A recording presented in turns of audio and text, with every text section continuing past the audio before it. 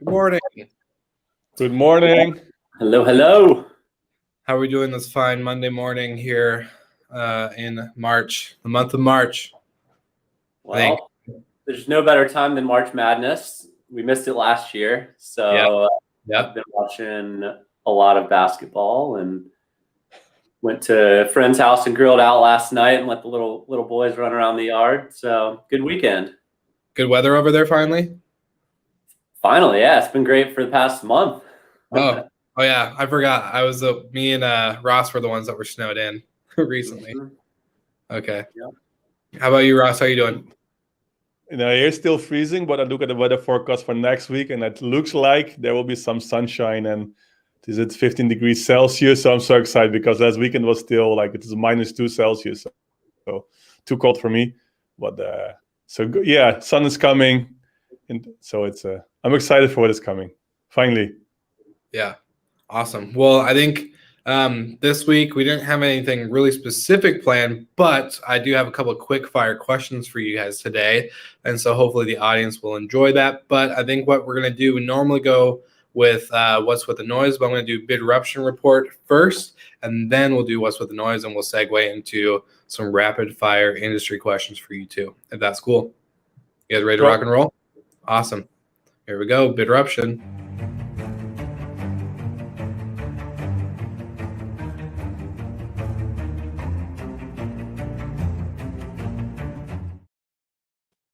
Hi, the startup of the week is Glamping Hub. They're existing for a while. They're older than Bidroom. They're existing since, I think, 2013. And I think it's also nice to address this area. I know that we can ask Goldin, but I think he doesn't like really glampings. So I understood from the previous talks. I do like it. I do normally every year, actually the last 5 years, I went to Italy with my family and stayed in kind of a glamping. Always really nice to do. I didn't book it on Glamping Hub, but in that case, I still want to mention them. I think it's an interesting area to explore. It's sustainable, being in nature. I think it's also nice to step away from luxury and hotels sometimes. So I do like it. So my startup of the week is Glamping Hub. And I do like a lot of those things in this area as well. You see much more also related to campers and campings out there. Also sharing the sharing economy, when you, for example, Camp 2 and others of them. So, but again, this week it's Glamping Hub. I just told my wife in the weekend, I hope next spring going to be okay again, and we can go back to the camping in Italy. We went for several times. I remember camping weekend on the Gara Lake, so I'm really excited to go there with my son as well, as he's never been there. But this week it's a glamping, so I don't know. We can ask Goldin later if he likes it, but I know he doesn't.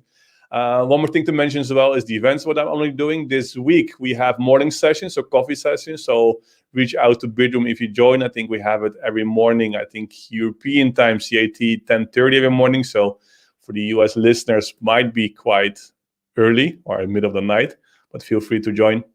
More stuff is coming. Also, I Meet Hotel has their own podcast, so feel free to join us and follow us there as well. And I think that's it for today because I can't wait for the questions of Will. So back to you.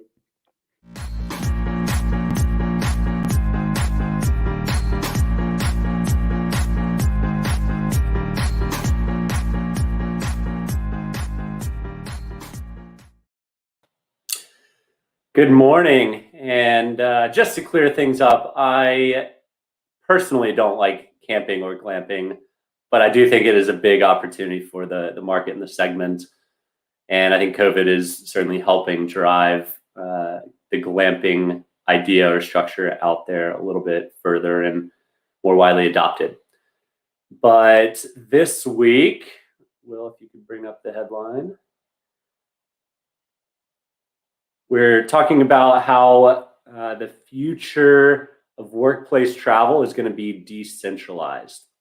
So we've talked about this a good bit on the show, but I think it continues to evolve and become more and more interesting. And I think Michael's seeing it firsthand with his company, and we certainly are at Noise Aware.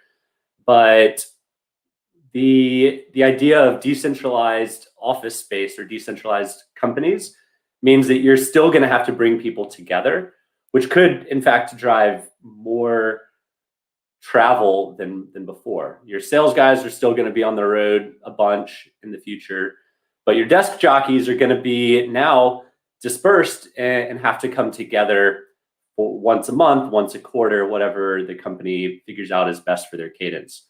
So you'll start to have people that have never really traveled for work before, traveling on a fairly semi-regular basis to have that collaboration. Because I think, if we haven't learned anything, it's that collaboration is still really difficult to do virtually and over Zoom.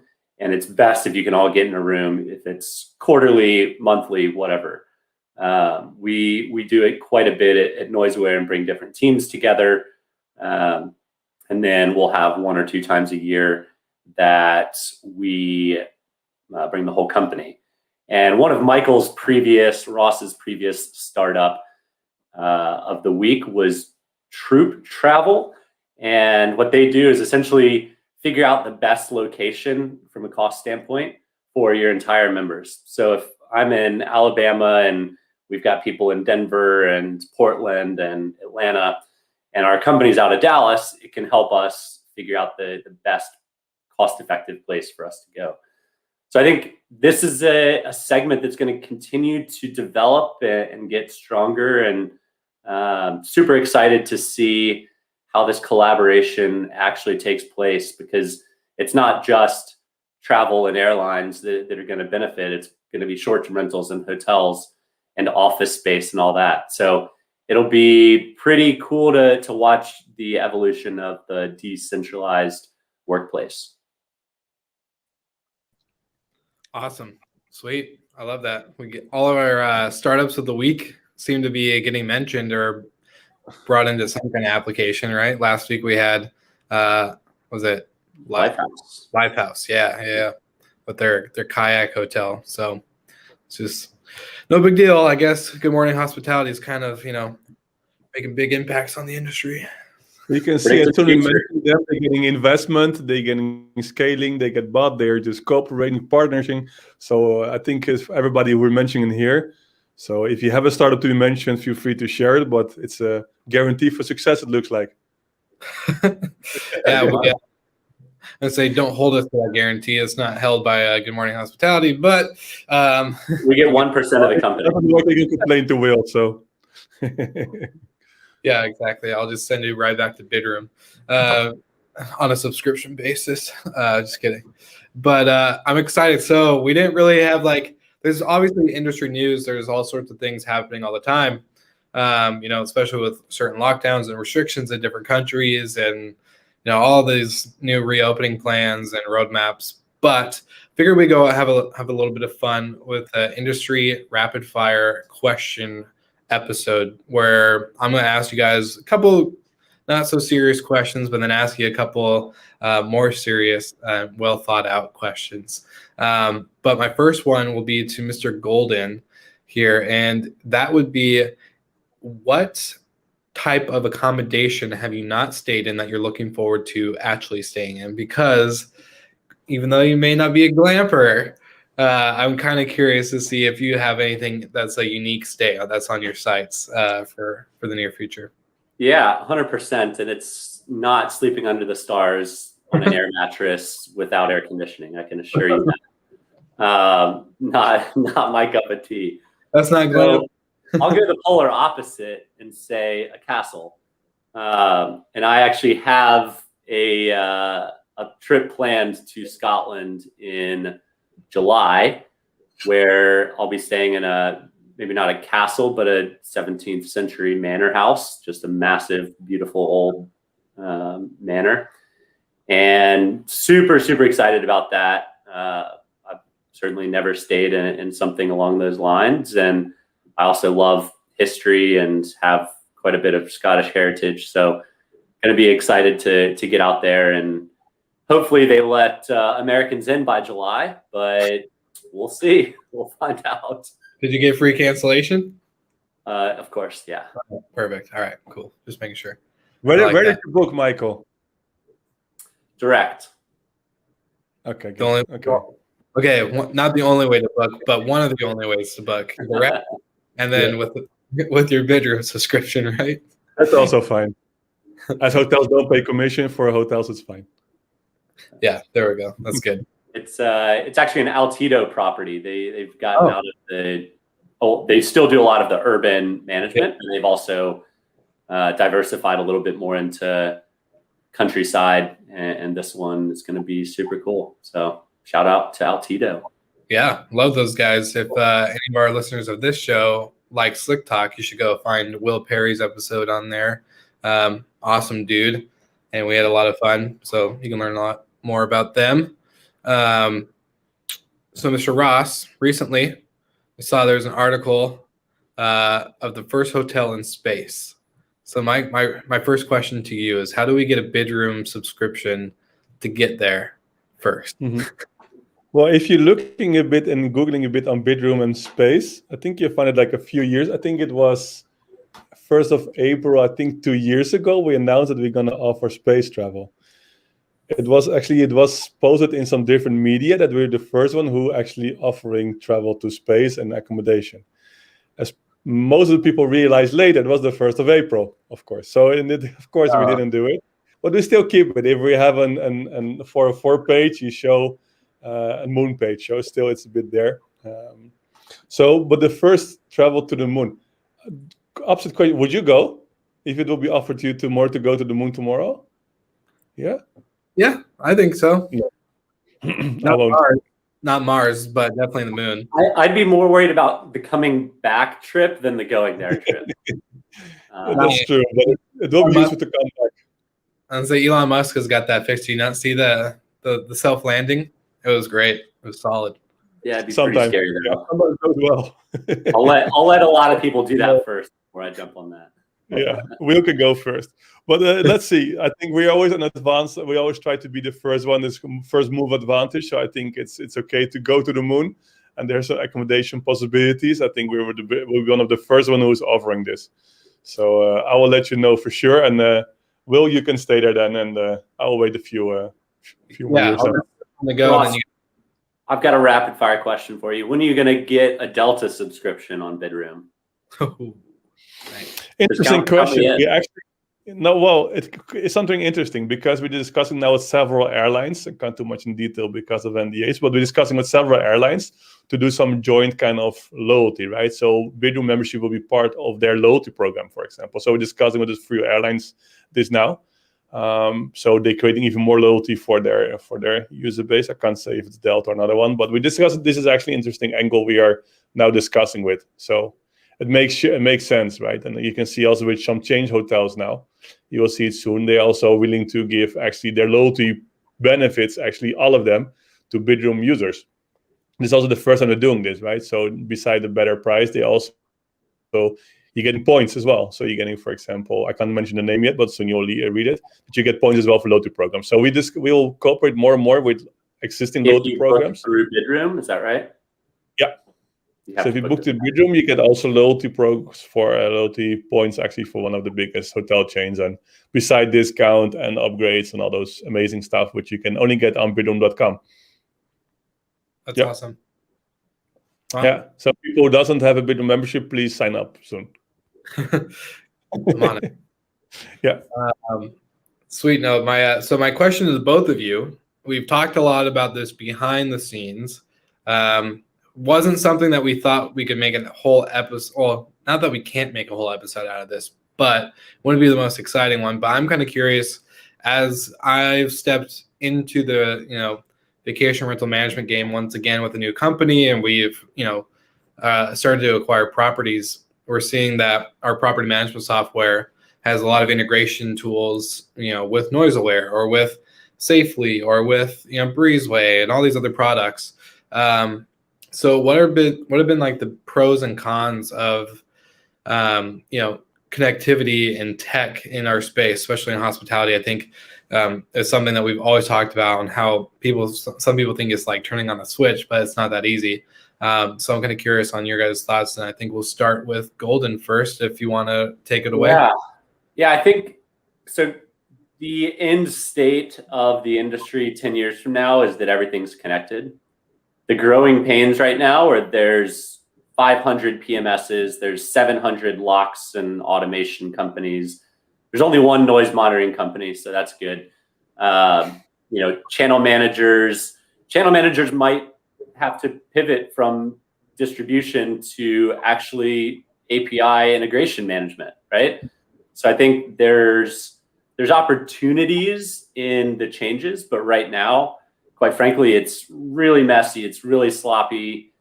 PMSs try and they have their hand out and take a cut. Channel managers have their hand out and want to take a cut.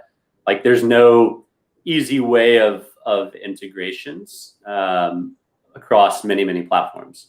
So at NoiseAware, our strategy is essentially to only integrate with the best and leave the rest kind of out there.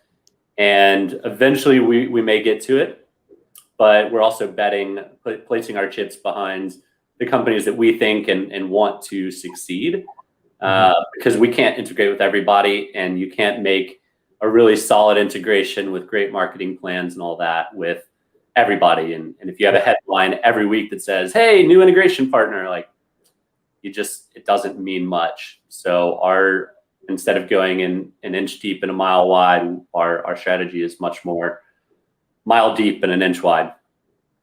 I like that. That's one of the main reasons why I picked not one of the main, but a good reason why I picked the property management software that we have is because they actually do integrate with you guys. So it's really nice and helps me out a lot. So shameless shout out to NoiseAware and hopefully what.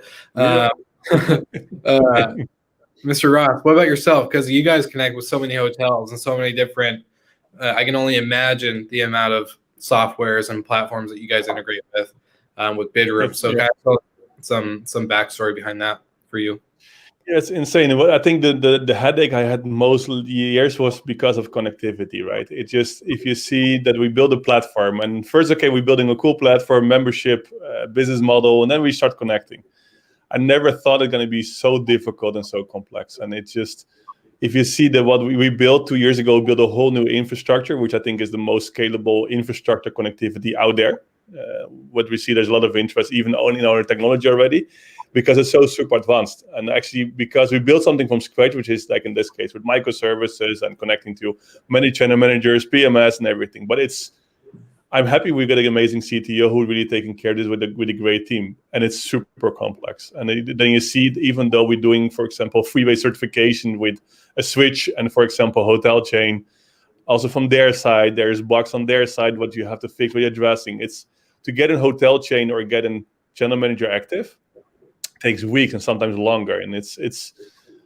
I think often, and it looks for me, some of they're doing this on purpose. When you look at the PMS, a channel manager, they try to make it difficult. It means also, I spoke to like a PMS before, and then they try to get the market, but they are just really have difficulty to scale. And actually, it's the case. It's really difficult to convince hotels, because hotels are also afraid to move from PMS to different PMS because of all the complexity is out there. And then you have the kind of the channel manager in between, which now indeed what Michael said will change their role, because it's less and less needed to have a channel manager. At the end, will be more like indeed an API kind of switch. So let's see. We try to centralize things and create some standards. We have our own standard distribution API and rate availability APIs, etc., to make it as easy as possible, also for others to connect. But it's super difficult industry, and it's complex, and it seems to be that it's often keeping this as difficult as possible to not enter for newcomers. It took us years to build what we have now with a lot of manpower. I'm happy that we have it up and running now, and it also shows a lot of visibility and interest from others. We're using it now only for Bidroom, just call it like a super engine that we built. But again, to maintain this and to keep this always up to date, it is challenging. I know we can do it, but it's connectivity and everything around it is it's an interesting space. I can write a book about it nowadays. Maybe the one additional thing to add, at some point, there's going to be the cream is at the top, and then there's everyone else. And right now, there's a lot of funding going into the everyone else, because there's not really a clear winner, at least on the short-term rental side. I may be different on the hotel side. And until there's a couple clear winners, then I think funding is going to keep coming in, and then you'll keep having more and more people to integrate with. So you really need the cream to rise to the top before you can actually execute a handful of very, very meaningful integrations. Yeah. No, Well, but it's so shared. There's one pin is good because there's no duopoly monopoly like in the OTA space. But you can see in connectivity, of course, you got Travel Click and SiteMinder when you're looking at the hotel part, they're big. And if you're looking at chains, they're using Durbusoft or Disco. But then you've got so many small ones, and this is challenging because you have to maintain them and take care of them. And they're hundreds, what you said. And to take care of this, it's a lot of work. I understand that most of the new booking platforms who are starting something, they're just using wholesalers because to really maintain direct relationship and connectivity with hotels, you need a lot of manpower and deep pockets for it. So it is a All challenging right, Will, space. we've got a rapid fire question for you. Okay. Clubhouse or podcast? I still go the podcast route, but I will say so. Like, there's pros to both and there's cons to both. One, Clubhouse, I feel like everyone's on it too much, so it's definitely a quick burnout mentally. For me, at least, I don't understand how people are on there all day long every day. But I think it's really good.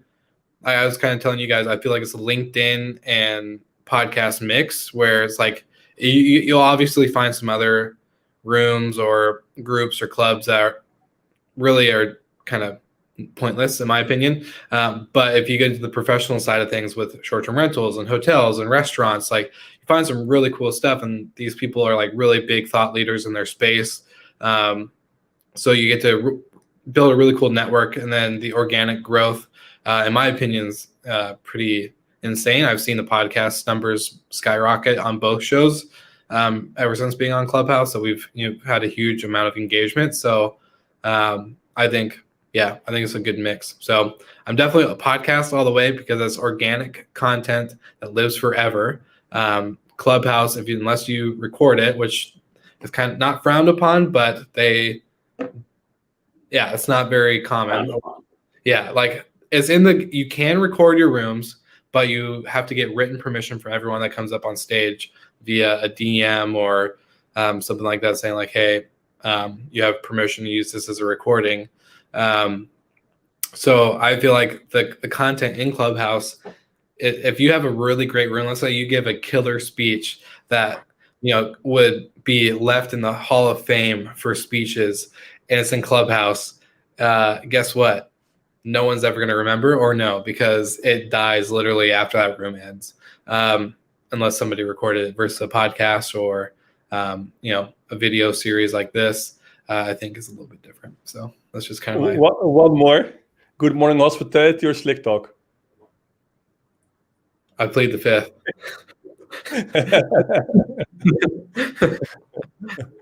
Good question. Yeah. All right, back to you guys. I got one for Ross. Short-term rentals or hotels? If I have to choose, hotels. So you can only stay in one the rest of your life. I know. I have to be honest, right? I'm not avoiding answers like Will does just now. I'm just giving the true answer, right? Even though I like short-term rentals, I still am a big fan of hotels. So I have to choose hotels. How about you, Goldin? Of course, short-term rentals. More space. Now that I've got a family and a kid, like separate rooms to sleep in. Yeah, that's nice. Can't just get a 2-bedroom suite? Just kidding. Yeah, it's a lot more expensive on hotels getting a 2-bedroom suite than it is getting a 2-bedroom short-term rental. Yeah. Significantly more. Yeah. Depending on the area, maybe. I don't know. Part of me is like, I've seen, yeah. Anyways, next question to you guys is okay, so yeah, this is actually a great segue. Speaking of hotels and short-term rentals, so what are the 3 things that hotels and short-term rentals can do in order to bridge the gap between the two? And for the audience, what I mean by bridge the gap, for quite some time, at least in the beginning when I first got into short-term rentals a couple of years ago, was that hoteliers, especially when I was a hotel manager, were like, oh, short-term rentals are bad, they're unprofessional, they're just air mattresses in a tiny little crappy room, no linens, blah, blah, blah. Versus the short-term rental side saying we are very professional. We do have nice quality homes, especially like in the luxury sector or whatever. We just want to see at the table. We are hospitality. We provide a really good service. We connect with our guests on a deep level, but we've kind of just taken away the pain points of a hotel with waiting in line to get your keys and all this other stuff. So the two have not kind of, I wouldn't say butted heads, but definitely have had their differences. So that's what I mean by bridging the gap. What are the 2 to 3 things that you think both sides can do in order to bridge that gap? And I'll start with Goldin because I can All see right. during. So I think the perception is historically that short-term rentals don't provide the same level of hospitality that hotels do. And in many cases, they're right. But I think that gap has tightened significantly in the past year or two. And I think, quite frankly, as there's been a lot of furloughs in hotels and layoffs, short-term rentals, there hasn't been nearly as much. So a lot of those people are now entering the short-term rental space, and hospitality is going to level up. So that's one. 2, I think, is hotels accepting that short-term rentals are a complementary, not there's competition in some regards, but for the most part, it's a complementary inventory set. And we've mentioned Marriott many, many times on the show. There's times when you stay in a Marriott traveling for business, and there's times you stay in a home in a villa, and that's when you're traveling with your family. And the sooner that hotels realize that inventory can be complementary, not just competitive, the better. And then to piggyback on that piece, which is my point number 3, is availability. And hotels can only be in one neighborhood because that hotel is one box, right? And short-term rentals can sprawl across different neighborhoods. It can be in cities that the hotel doesn't have any operations in yet. So take a US hotel chain, I don't know, like a Freehand or a Ace Hotels, right? Super cool, super trendy hotels, but they're only in a few markets. Like they could team up with a short-term rental operator with the same kind of brand, trendy, price point, image, all that stuff, and open up their availability to tons of new markets. So as long as that company is providing top-notch hospitality, which I think, again, a lot of short-term rental operators are starting to do, then we're in business. Yeah, that's a lot of good points. How about yourself, Ross? What are your thoughts? I want to start with, I think, education. I think we had another startup we mentioned once was hotel.school. I think this is important in the hotel. Most people are educated and they know what they're talking about. They have knowledge because they did in hotel school. You can see still in the vacation rental, even though it becomes really professional. I know the hotel school, and together with AGL from Simon Lehman, they develop courses for vacation rental. And I think it really makes sense, right, to develop, because there's a lot of things to learn there as well. So I think this is important that the vacation rental can learn also from professionals in that space. So I think education is something which is common in the hotel space, not in the vacation rental space so far. I think also what vacation rental can learn from hotels often is loyalty. I think in hotels, of course, loyalty programs, etc. This is not common. Branding, rights, etc. You see that vacation rental, you stay somewhere, but you might come back in the future. But again, you go to Airbnb. There's no direct relationship with them. So I think that's the point. What can be changed. I think also standards and classification, right? I think that is what I personally miss, maybe in vacation rental. Maybe that's why I still have a strong preference for hotels, because of course you have your superhost scoring reviews, etc. But still, if you get in hotels, okay, I want to stay at least in a 4-star hotel. That's like a requirement, because even though everybody knows it's complete nonsense, it could be kind of a filter what you're using, and he knows, okay, 4-star hotel, that's the one I'm looking for, because etc. So I think when there's more standards in classification into vacation rental, I think a lot of more people just now get used to stay in a hotel. They might make the move to vacation rental. I think still what also hotels has to realize that there's some people just prefer to have indeed this kind of vacation rental when they have their kitchen, when they can, and it's. I think hotels also has to be more open, and you can see they do a bit more and more. Why not combine it more often, right? You just have a few and many hotels. They just have double rooms or twin rooms and a few single rooms, and that's pretty it. And sometimes you're lucky if they have a family room, but often this is not even the case. I think if hotels, okay, we want to target a larger audience, allocate some rooms, make them a bit bigger, make them as an apartment or vacation rental kind of service. And I think this will be a huge chance for hotels as well. And again, if I search for specific places for my family and I prefer the hotel, then I might still turn up indeed in a vacation rental, because I don't want to put my son of 1.5 years and my daughter in a different room, right? So that's what Michael just said. I prefer to have a larger space, because then you want to be all together. So I think that's something what I think they can learn from each other. I think it's super important. And last thing to add, I think what apartments or vacation rentals doing quite well is adopting quite a lot of technologies, right? Like self check-ins and those kind of things. And hotels are always a bit skeptic. Like, should we do it? Does it lose our personal approach and everything?